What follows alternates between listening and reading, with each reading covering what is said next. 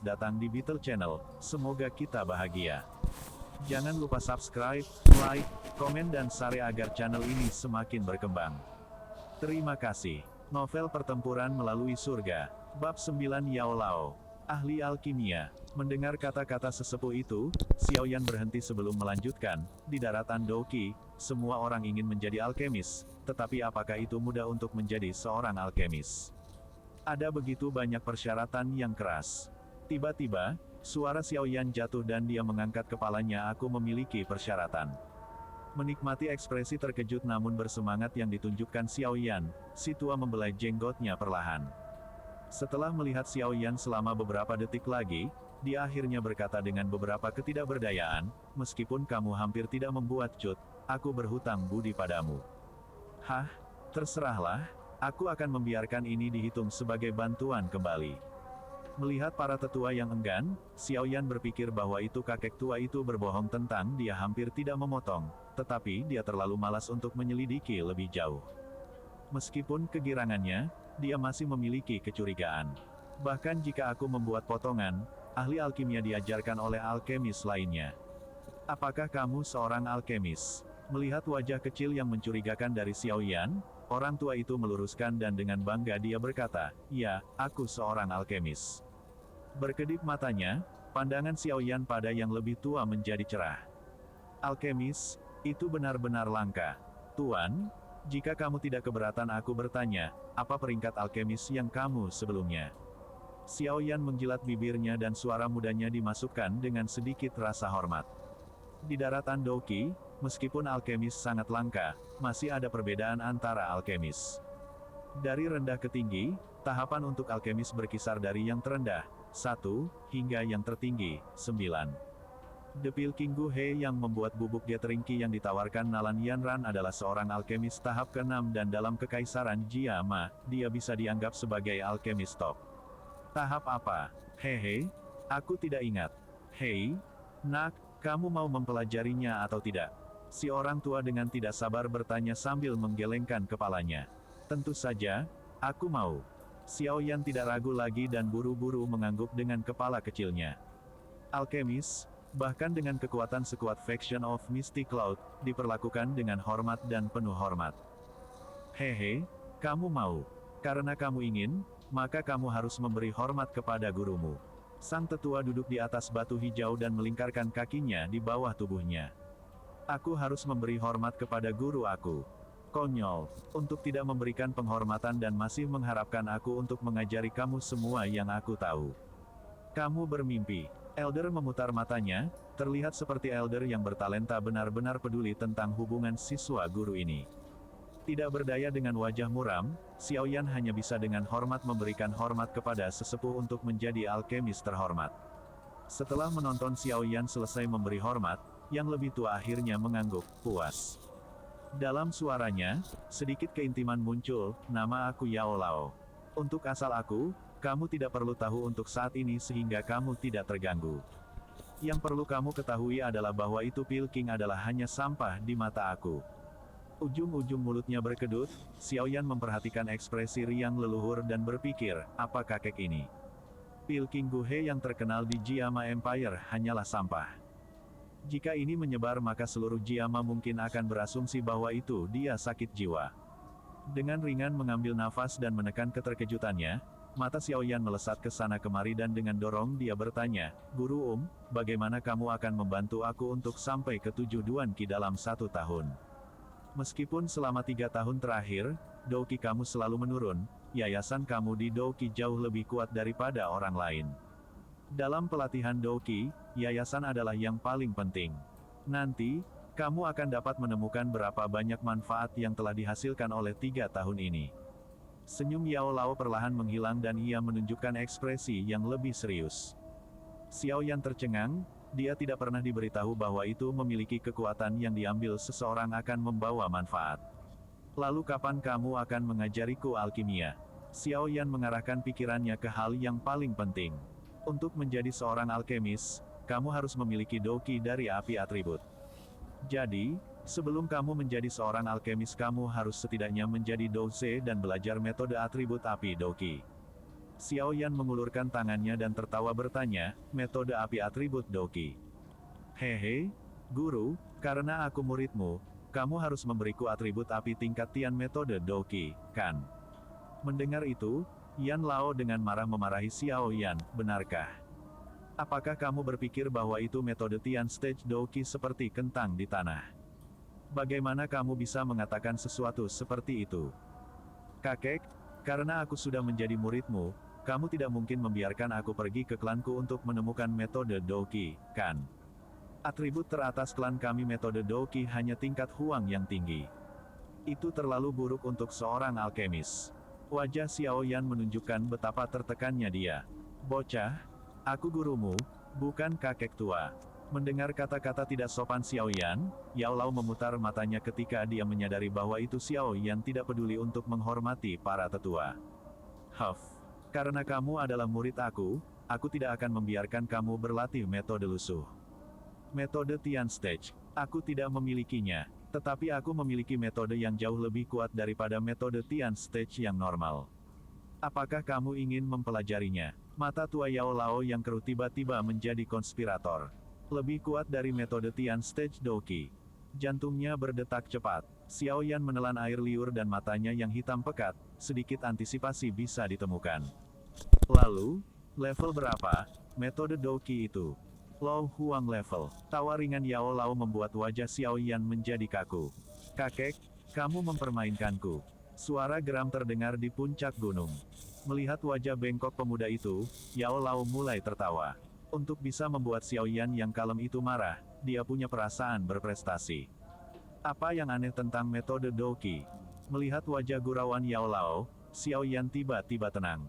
Itu bisa berevolusi. Mata Xiao Yan melebar dan tanpa berkedip, Xiao Yan menatap wajah Yao Lao, mencoba menemukan petunjuk bahwa itu Yao Lao berbohong, tetapi setelah beberapa detik, dia menggelengkan kepalanya, tidak mungkin.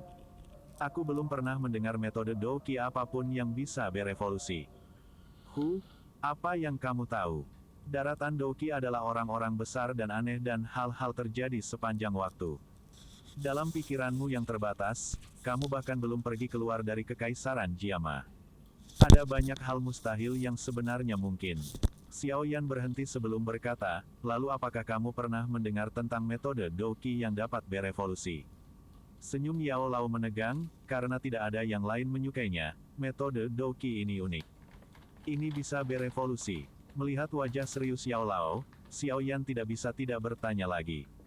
Ini bisa berevolusi. Yao Lao mengangguk serius. Sudahkah kamu mencobanya? Oh tidak. Sudahkah orang lain mencobanya? Oh tidak. Di dahi Xiao Yan, vena bisa terlihat.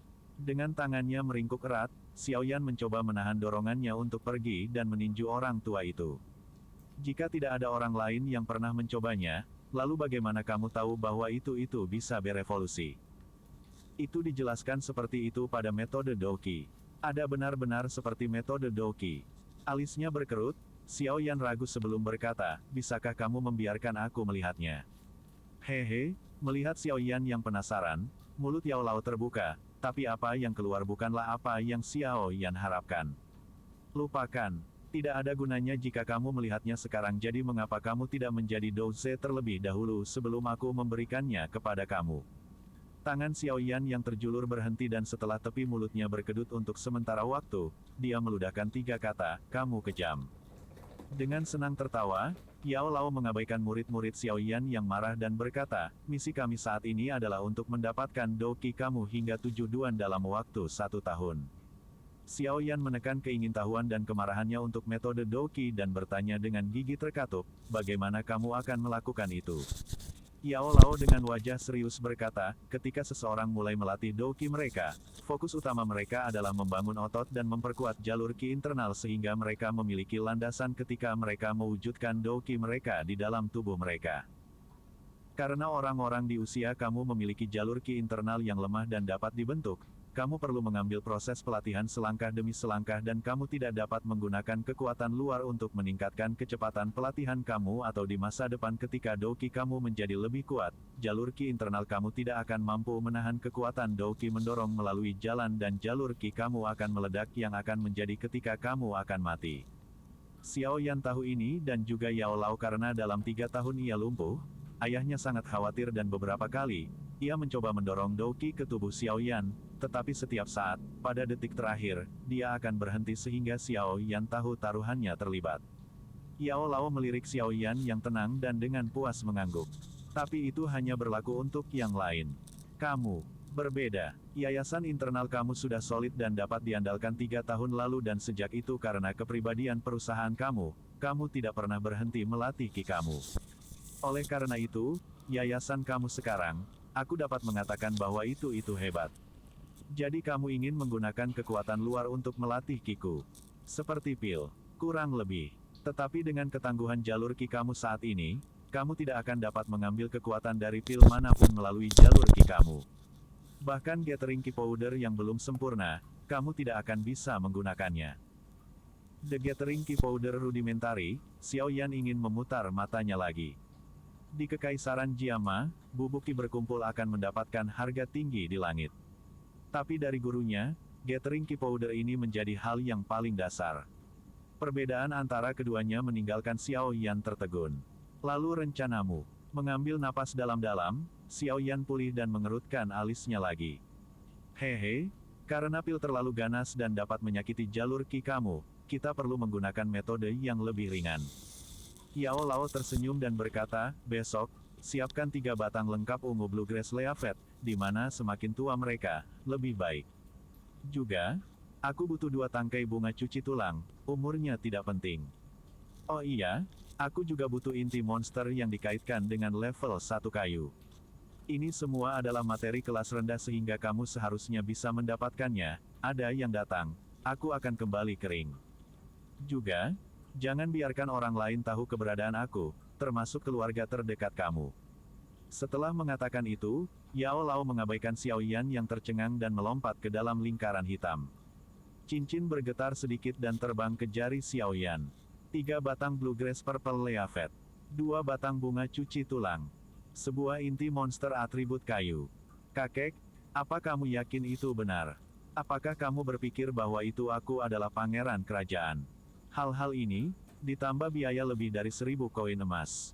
Setelah beberapa tahun menyimpan uang sampai pada titik di mana aku akan melewatkan jam makan dan tidak pernah membelanjakan barang mewah, aku hanya memiliki 400 koin emas. Itu hanya cukup untuk 1 tingkat monster 1 atribut kayu. Xiao Yan menunjuk pada cincin yang tidak bergerak dan mengutuk. Itu masalahmu sendiri. Hehe, orang lain akan bernafsu setelah cairan bergizi aku, tapi yang aku minta adalah kamu mendapatkan uang untuk materi dan kamu sudah menangis tentang itu. Tawa mengejek Yao Lao terdengar di dalam hati Xiao Yan. Sial, hal-hal yang dibuat alkemis hanya dapat diberikan oleh orang-orang kaya. Xiao Yan tanpa daya tertawa. Tunjangannya setiap bulan hanya 20 koin emas. Ini tidak berarti jumlah yang kecil, itu akan cukup untuk keluarga normal kecil untuk memberi makan diri mereka selama 1 tahun penuh. Tapi uang yang dia miliki hampir tidak cukup untuk membeli salah satu barang yang dibutuhkan Yao Lao. Ini adalah perbedaan antara alkemis dan orang lain. Hah? Sepertinya aku harus meminjamnya dari seseorang, menghela napas tertekan, Xiao Yan perlahan-lahan tenang kembali dan wajahnya yang kecil pulih ke wajah tenangnya yang normal. Memutar kepalanya ke jalan mendaki gunung, dia bisa melihat sosok ungu mendaki gunung seperti roh. Bab 10 meminjam uang. Dengan berjingkat di bebatuan, Xiao Sun seperti kupu-kupu ungu yang indah dengan lekukan yang menghipnotis saat dia dengan anggun mendaki gunung. Saat dia melihat ke atas, pandangannya terfokus ke arah pemuda yang berdiri di samping tebing. Melihat pemuda itu, Xiao Sun merasa terkejut. Meskipun itu hanya beberapa jam, dia menyadari bahwa itu dibandingkan dengan sebelumnya, Xiao Yan telah memperoleh sesuatu ketika mata mereka bertemu, dia akhirnya menyadari apa yang telah diperoleh kembali Xiao Yan. Keyakinannya sendiri. Setelah 3 tahun, kecemerlangan Xiao Yan akhirnya kembali. Manjakan diri dalam kelekatan transparan di bibir Xiao Yan, 2 lesung pipi muncul wajah cantik Xiao Sun, sepertinya Xiao Yan tidak perlu Sun Er datang dan menghiburnya. Orang-orang tumbuh setelah mengalami kesulitan, bukan? Xiao Yan mengangkat bahunya. Dia pasti akan menyesalinya. Sun Er mengerutkan bibirnya dan mengucapkan kata-kata seolah-olah dia seorang hakim yang memiliki keputusan terakhir dalam kasus pengadilan. Xiao Yan tersenyum ringan, menepuk pakaiannya dan berjalan ke arahnya. Ketika dia mendekatinya, melihat Sun Er yang tingginya hampir sama, dia melirik ke wajah muda namun tetap cantik.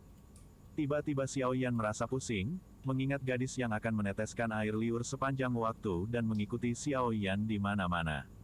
Dia sangat cantik sekarang. Dengan tersenyum ringan, tatapan Xiao Yan melembut dan dia dengan kasar mencubit wajah Xiao Sun di bawah tatapannya yang terkejut. Sun Er dewasa. Tapi ternyata kamu baik-baik saja, tidak lupa bagaimana Xiao Yan GG akan dipenuhi memar mencoba mengambil buah dari pohon. Tertegun pada tindakan intim Xiao Yan, Sun Er menegang untuk 1 detik penuh sebelum hitam pekatnya, bebas dari kotoran, mata tersenyum.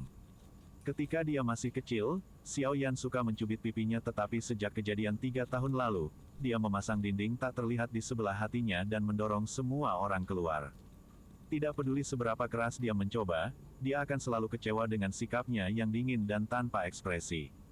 Dia kembali, tapi, sepertinya dia masih menganggap aku belum dewasa, dia seperti Locke. Sun Er mengeluh dalam hatinya setelah sekejap, Sun Er mengkritik dirinya sendiri karena terlalu serakah. Sun Er, selama 3 tahun ini, tolong jangan menyalahkan Xiao Yan GG karena seperti itu. Aku hidup dari hari ke hari tapi untungnya kamu selalu di sisiku. Xiao Yan dengan canggung mengangguk dan meminta maaf. Sun Er tersenyum manis. Keluhan yang dia alami selama 3 tahun terakhir menghilang dengan permintaan maaf yang canggung. Hah? Oh benar. Sun Er, berapa banyak uang yang kamu miliki? Melepaskan wajah Sun Er, Xiao Yan tertawa hampa dan bertanya.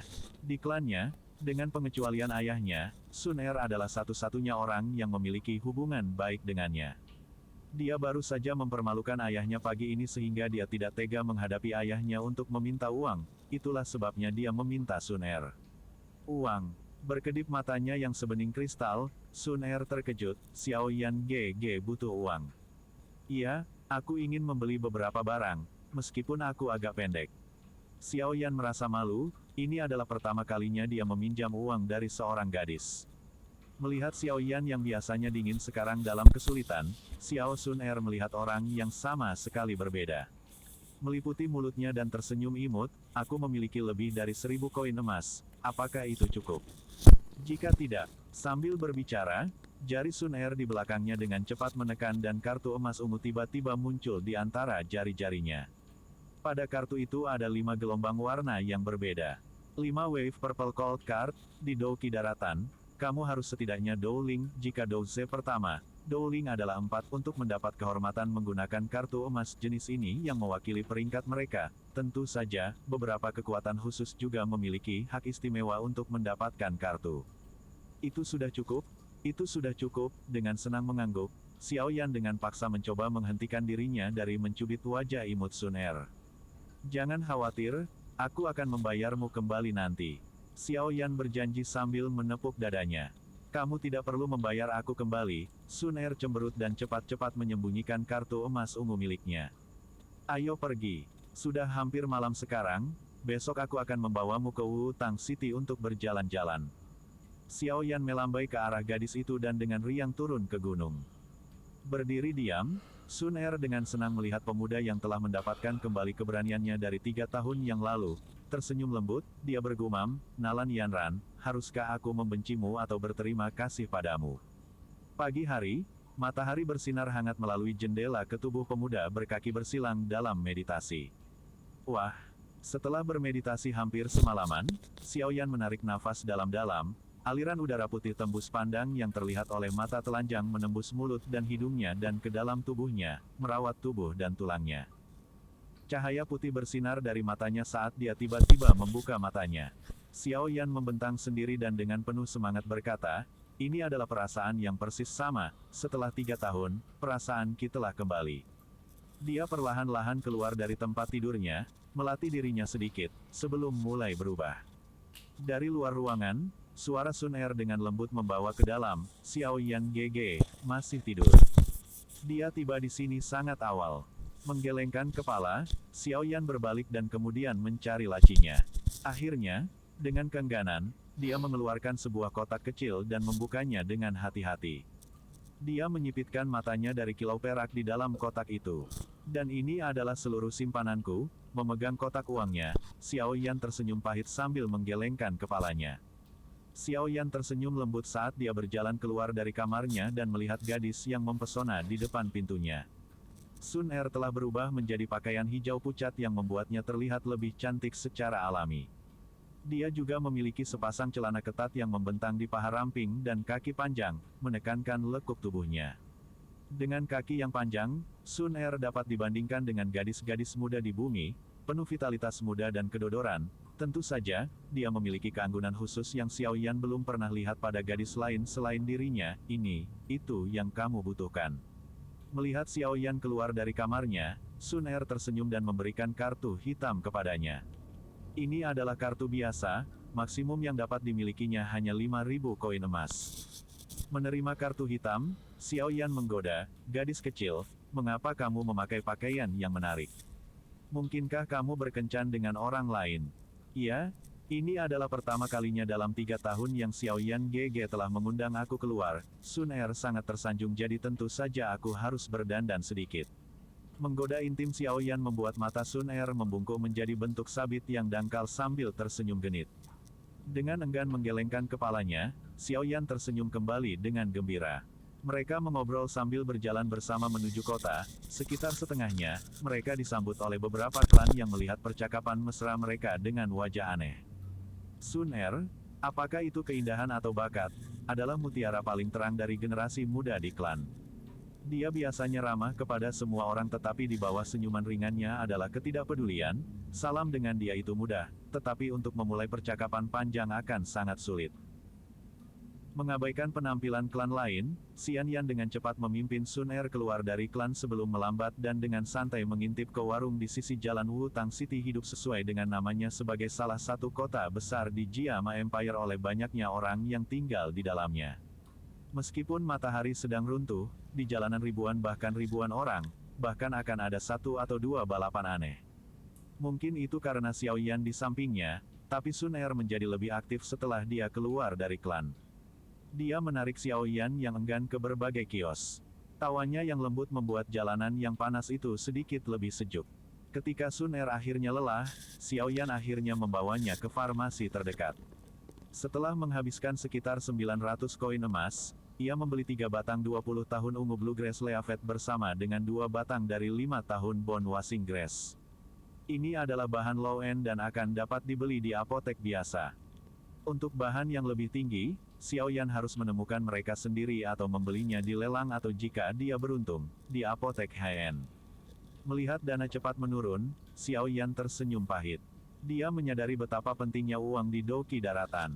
Ngomong-ngomong, dia mendapatkan semua ramuannya, yang tersisa hanyalah kayu monster tingkat 1 yang hanya menampung monster. Bersambung, terima kasih telah menyaksikan dan mendukung channel ini.